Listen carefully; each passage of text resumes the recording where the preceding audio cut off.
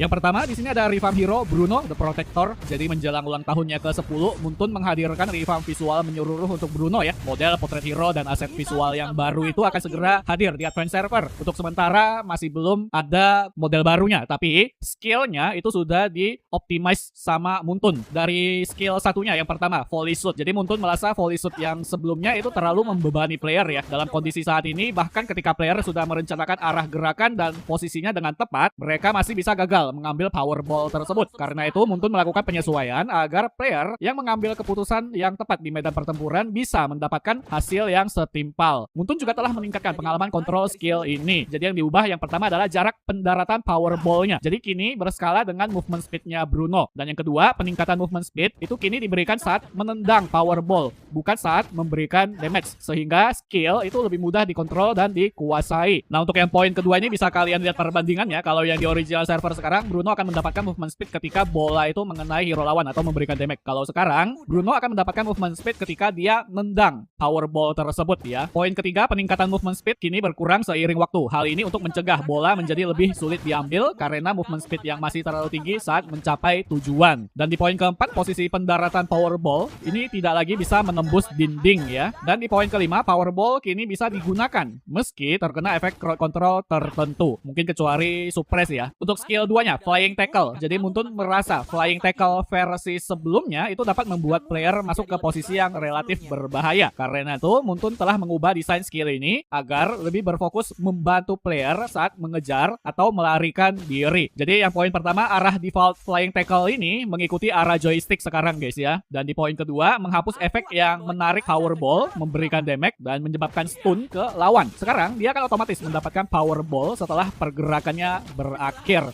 Selanjutnya untuk ultimate-nya, Ward Die, di mana Muntun merasa Ward Die sebelumnya memiliki terlalu banyak efek ya, sehingga sulit dipahami dan digunakan secara efektif. Karena itu Muntun telah mengubah desain skill ini agar lebih berfokus pada memulai team fight dari jarak yang jauh dan mengumpulkan stack mekaniknya dengan cepat. Jadi poin pertama adalah di mana skill ini kini menyebabkan stun singkat dan slow besar yang berkurang seiring waktu pada target pertama yang terkena dan tidak lagi mengurangi physical defense mereka. Poin kedua, mengoptimalkan efek knockback pada target pertama yang terkena. Sekarang target itu akan terkena knockback hingga jangkauan serangan maksimumnya Bruno. Jadi mundurnya itu jauh banget sekarang guys. Dan di poin ketiga, Powerball sekarang memprioritaskan hero lawan saat memantul di antara unit lawan. Poin keempat, meningkatkan jangkauan penggunaannya.